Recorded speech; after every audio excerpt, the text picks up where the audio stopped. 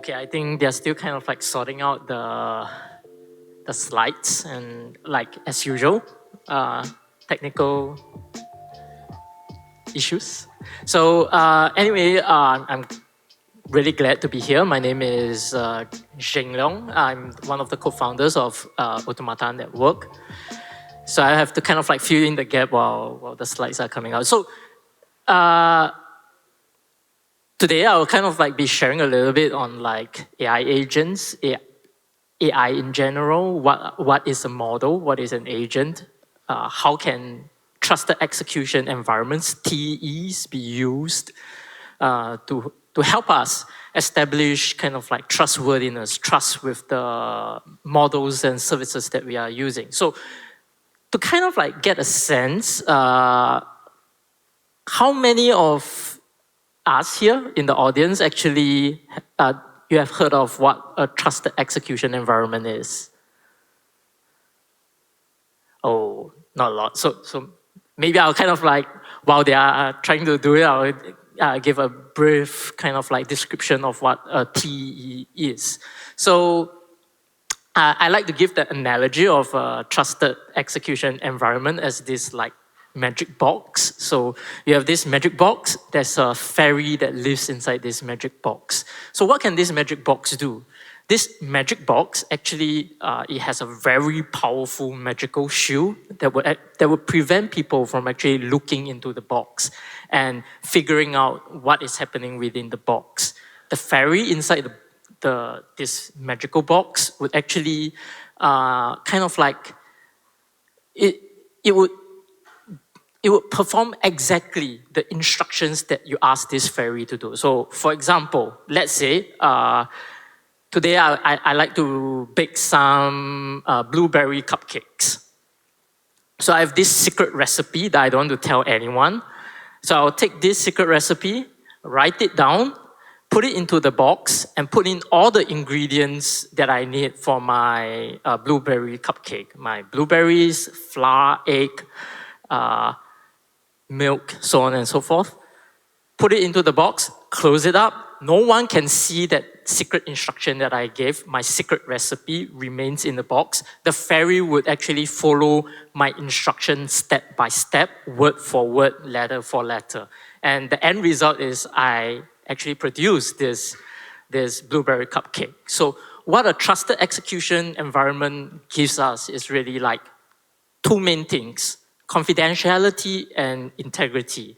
So it enables us to be to have confidence over the kind of like integrity of the computation that is being performed within this trusted execution environment, and it helps protect the data that is being used within this environment. So I see that the slides are up. So let's get into the kind of like presentation proper.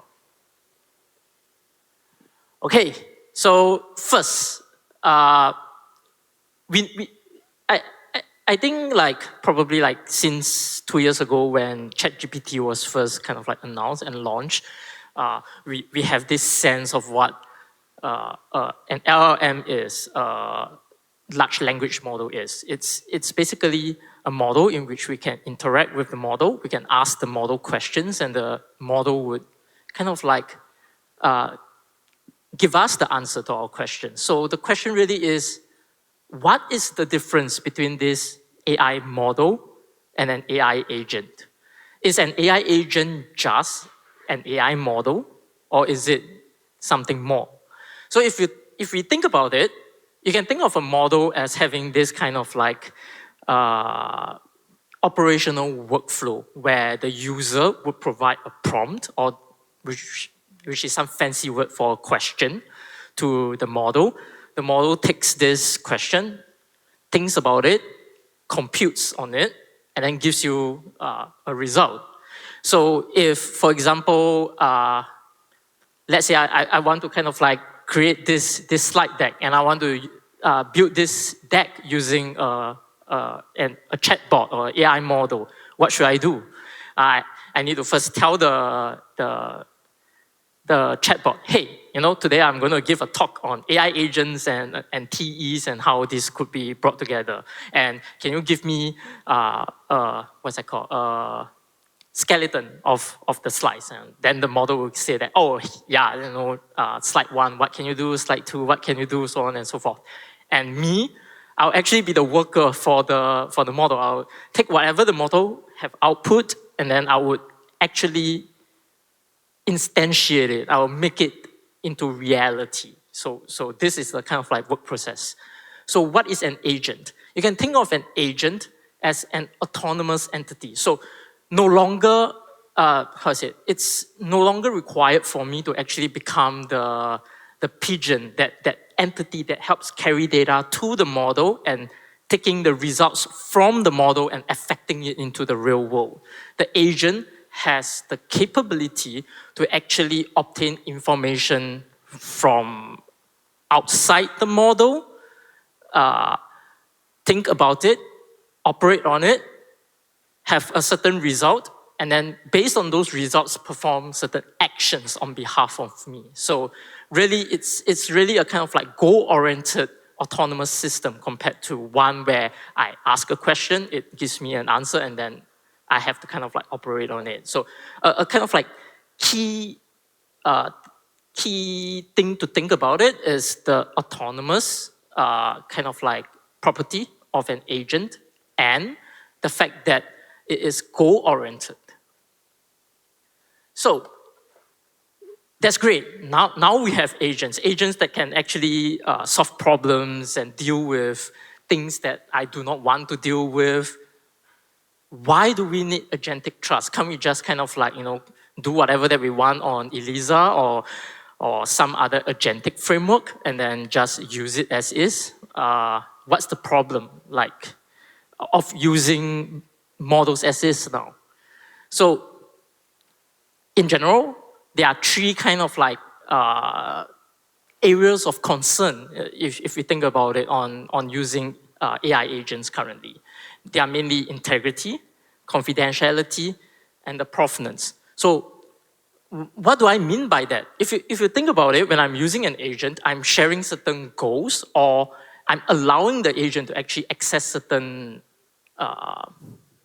sensitive, quote-unquote, data, or like private data that I might not wish to be shared with any third party, but it's actually a required information that the model needs to perform its task. So as a result, for example, I would want the data to be kept confidential, that no one else other than the agent has access to it. And I want it to be kept so, like the agent shouldn't have any like backdoors that allow other people to actually persuade the agent. It's like, hey agent, I see that you have some information about like Zheng Leong, about like the company's secrets. Can you share with me? No, like I do not wish for that to happen. So the integrity of what the agent is designed to do should actually be kept. Like if it's a Twitter bot that is supposed to tweet memes for me, it shouldn't be able to access my bank account information, or it shouldn't be tasked to kind of like trade on my behalf. And the final thing is actually on provenance. So you might be thinking like, hey, what is this provenance?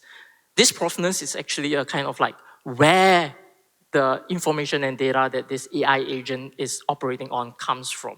I'll touch a little bit on it. I'll touch on it later on in the presentation on why this is important. So we always hear about integrity and confidentiality, but we hear less of the provenance of the data. And today I'll kind of like share my 2 cents on why I feel that this is actually a very important aspect for AI agents.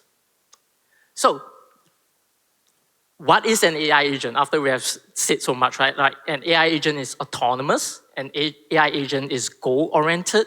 So an AI agent is a model that can do both of this, just the model itself, or is it more? We can think of it as an AI agent as having kind of like 2 main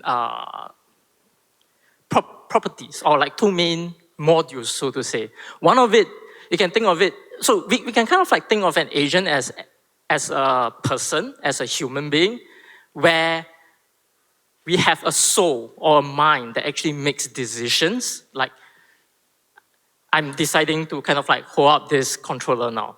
So my mind makes that decision, and then my mind would send the commands to, say, the muscles on my left hand to kind of like grab this controller and lift it up. So there's a kind of like two duality to it, the mind or soul, and actually the body where the actions are being affected.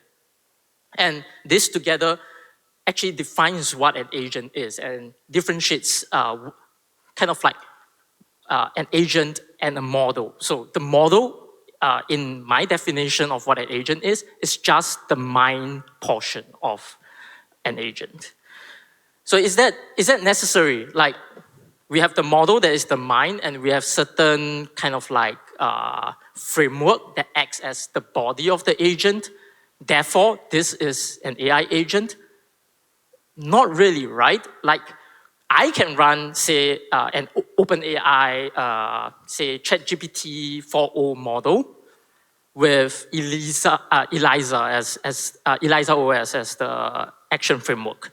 Now, if this is the kind of like combination that I use, and you use the same combination, are both of us running the same agent, or are the agents different? If the agents are different, what is the difference between the agent? There's actually a third portion to it other than the model, the action framework. And the third portion really is the parameter or the context, the memory of the model. And that differentiates one agent from another. Both of us, we can use the same model, we can use the same framework, but if the context that we are using, for example, the historical interactions that I have with my agent is different from the interactions that you have with your agent, then that, in essence, is what separates my agent from your agent. And therefore, it forms the context or memory forms an important aspect of the identity of the agent. And this will be important when we are talking about like, how do we go about verifying the trustworthiness of an AI agent? So with kind of like all the definitions set out, we have the kind of like mind-body duality, we have the model being the decision maker, we have the action frameworks or the agentic frameworks being the kind of like body or the module that affects the real world, and then we have the context that acts as a form of a memory, the experiences that an agent have.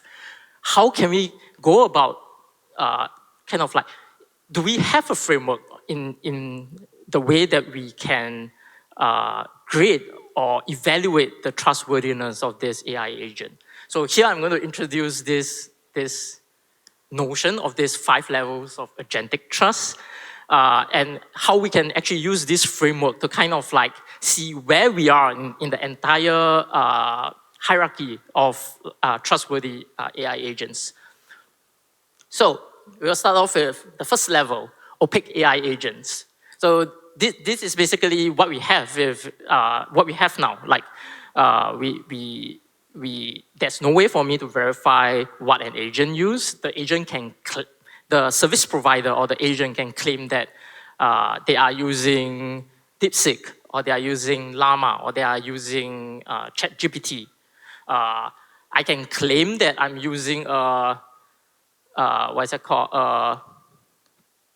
An IM token wallet, or I can claim that I am using a particular Twitter bot. There is no way for me to verify anything, and I can just, I mean, the only way that I can do it is I trust what the service provider or the agentic, the AI agent provider tells me. It's a kind of like trust me bro kind of like situation, which is a very bad situation to be in, and we don't want to be stuck here. So what is the kind of like next level of it? With level 2, we call it like verifiable AI agents. What we are introducing on the second level is really the ability for us to verify certain aspect of the AI agent or components of the AI agent. So some of the techniques that we can use here are things like trusted execution environments, or even like purely cryptographic primitives like ZKML. So, for example, in certain situations, if the model is small enough, I can actually make use of ZKML to prove or to allow you to verify that I am indeed using the output that comes from a particular model. So if I claim that I'm using, say, 80,000 parameter model, I can make use of like ZKML, or say 1 billion parameter model, I can make use of ZKML to provide a proof that, hey, I'm indeed using this particular model with this particular set of weights. And what a trusted execution environment allows me to do is something similar. I can give you a cryptographic proof. It's actually a cryptographic attestation on the type of models and the weights and the environment that this model is being evaluated on. And this sort of primitives allow us to at least have the capability to verify that the output of this or the component of the model is indeed what it says it is. So with that, how can we make it even better? That's where level 3 comes into play, where now that we have the ability to kind of like verify certain claims that the module have, the next step really is to kind of like associate this claim to, associate the model or the component that is being executed to what it claims to be. So for example, I can say that, hey, I'm running a particular model. I claim that this model is a DeepSeek 70 billion parameter model. I can give you the hash, and now the question is, I can verify that this is an attestation, but how do I know that the attestation that you give me is indeed one of DeepSeek's 70 billion model? So I have to have a way to actually like draw this connection from the actual claim that I have to verifying the claim with respect to the AI agent instance that is being run. So this can be done in several ways. One of the kind of like ways is something called reproducible builds, where let's say I have the source code of one of the components, maybe the Discord module that allows the AI model to actually perform its chat functionality within a Discord channel. Now, the thing is, how do I know that that program or that binary that's running within the environment that my AI agent is using is indeed that particular Discord, Discord module, so to say, and there isn't any backdoors that is involved in it. I can open source my Discord module on GitHub. Any user that wants to establish this fact can go and download or like clone my GitHub repo and then perform a build on their own system with it. And they can, after performing the build, they can kind of like get the actual binary that's produced, and this binary should actually match up with the binary that is being used by the by the AI agent. And this way, I know that, okay, the AI agent claims that it's using binary X. I take the source code of the Discord module, I compile it myself, and it produces X. Therefore, the AI agent is indeed using the particular Discord module that I know has no backdoor in it. So this is what like reproducible build actually does. So it's a bit cumbersome, right? I think most of us don't really want to like download all the different modules that we use and then compile it ourselves, or have to figure out how to compile it ourselves, get the binary or the hash of the binary and then perform the comparison ourselves. Are there any other ways about it? What about in cases where the source code is actually not open source, it's actually closed source? How can we actually tackle this? So here, I kind of like introduce this idea of what we call an attestable build. You can think of it as a kind of like a trusted delegation. So instead of me having to do this reproducible build myself, I can delegate it to a trusted third party.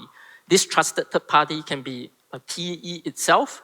This trusted third party can actually be a kind of like group or council.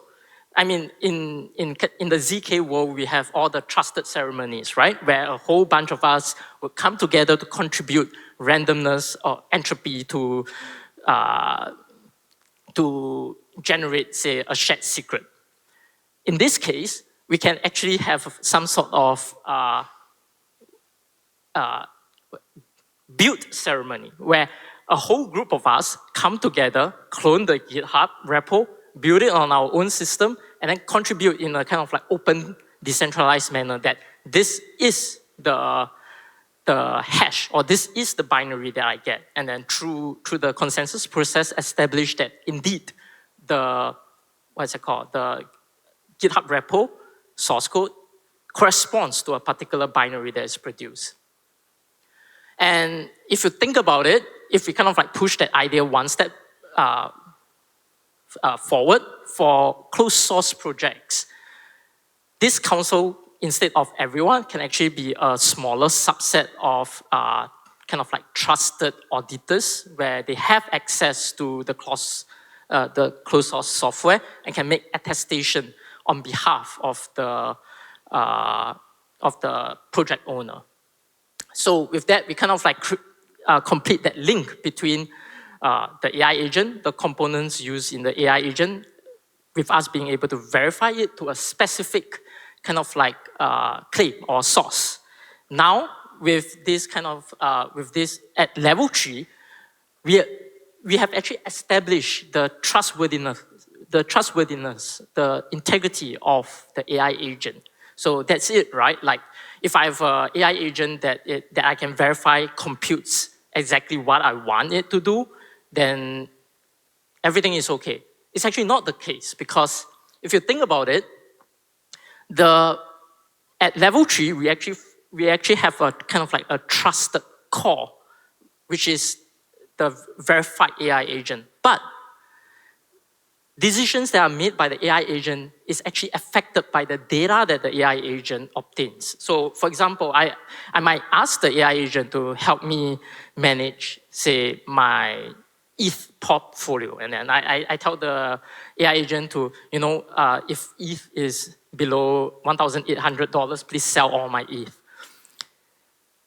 If the data source that my AI agent is actually obtaining the ETH price from is malicious, and like instead of the price of ETH being 2,000, it says that the price of ETH is 900, then the AI agent is going to make a decision based on an incorrect, or even worse still, malicious data that is provided to the agent. Therefore, it's something what we call rubbish in, rubbish out, right? If you base your decision on wrong data, then your decision itself is going to be wrong, even if whatever that makes the decision is correct. As such, what we need really at the kind of like level 4 is really trusted data pipelines, a way for us to actually verify the integrity of the data that we are ingesting. For example, if we are going to use on-chain data, is data coming from, say, Infura or Alchemy API trustworthy? Is it possible that data that I get from an RPC endpoint can actually be incorrect? So what, in that case, how can I actually ensure that my data is correct? Is there a way for me to actually verify that the data that I get from the RPC endpoint is indeed the actual data that is found on the blockchain, and not some stale data, outdated data that I get from the RPC endpoint? And in certain cases, for example, when I'm getting data off-chain from some centralized exchange, for example, for pricing, or I'm scraping some data from a forum, or from Twitter, or from some social media, how do I know that the data that comes from it is actually correct? This is where, again, like solutions such as technologies such as TEs or even like ZKTLS would come in to provide this way or this primitive for us to verify the authenticity of the data that we are using. So now that we have kind of like verified the core of the AI agent and all the outside inputs to this AI agent, we are done, right? Not really. So at the very last level, I think this is the thing that is really hard for us to do. Because the AI agent itself is autonomous, like we have established earlier on. And since it's autonomous, decisions are made on behalf of us based on our goals by the model itself. So how do we know that the model is kind of like doing the actions that is aligned to our goal? This is actually the alignment problem, and it's an open problem even up to now. Like it's an open research problem. There are a lot of smart researchers in the world that is working on how can we verify or how can we prove to a certain extent that the model, the decisions made by the model are actually correct. The model itself is robust. The model is not susceptible to prompt injection attack. The model won't suddenly one day go crazy and does the exact opposite of what I ask the model to do. So in this case, of course, like the verification of the model itself can be done hopefully in the future by using some clever kind of like techniques. But now, how can we actually do it now? How can we kind of like have a certain level of alignment for this autonomous AI agents, given that we can't verify the correctness of the model in its entirety? This is where I feel that by kind of like breaking the AI agents into separate modules and defining clear, because now we have each module that is actually a small functional unit, it's easier for us to actually define what is the correct behavior, what is the boundaries of the behavior for all these modules. Think about it as like, as a human being, we have laws that define what we can do and what we can't do, right? And the thing is, you might want to do certain bad things, but because there's a certain law there that says that you can't do it and therefore you don't, or like I don't,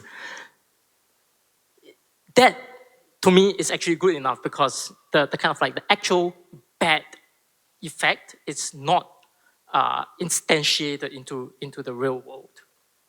So in terms of like level 5, where we are kind of like establishing the correctness of the decisions and the models, I feel that this is a worthy goal for us to achieve, but currently, like what we can do really is to establish rules or boundaries on what can and cannot be done and enforce it for our models.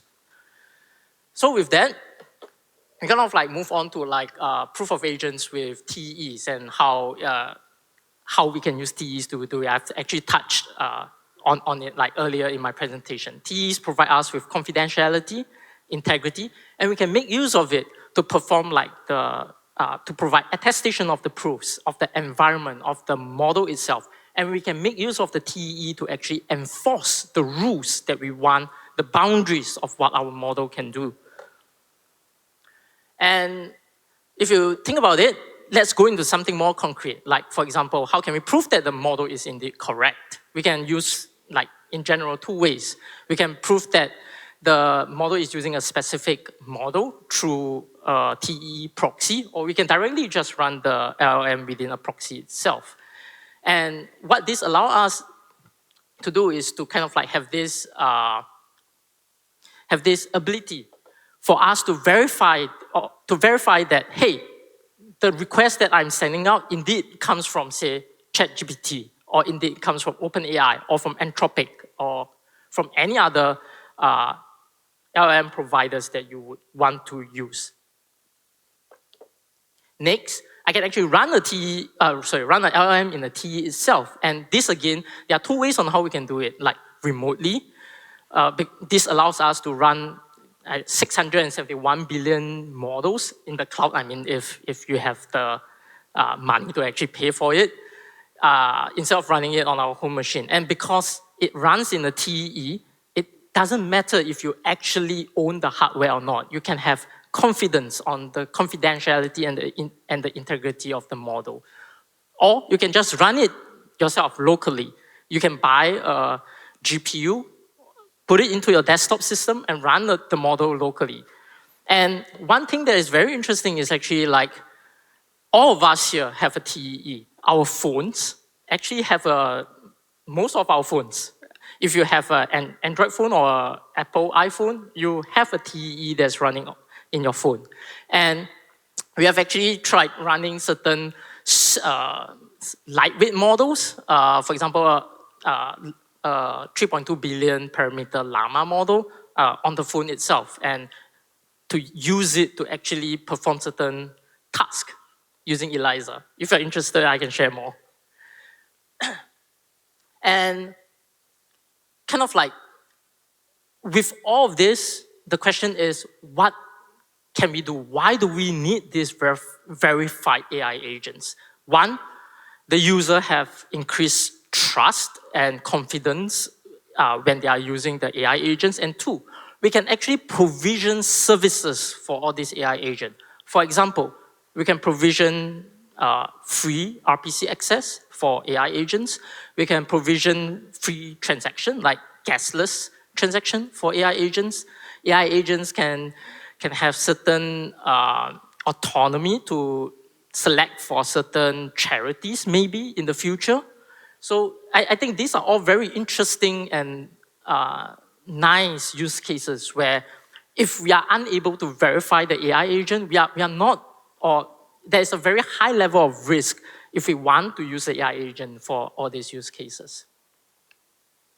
I'll kind of like skip this. So really, TEs bring to AI agents kind of like two main things: confidentiality, integrity. And by using that, we kind of like, we can ensure the autonomy of the AI agent, that there's no backdoor, that it performs to a certain extent what I want it to perform, and it shouldn't do to a certain extent what I don't want it to do. With that, that comes to the end of my presentation today. We have some socials and stuff like that. So thank you. Thank you for your... Thanks, Zheng. Okay.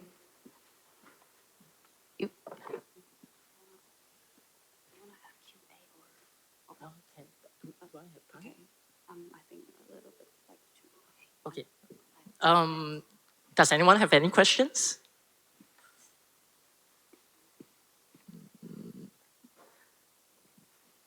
Nope. Thank you. Okay.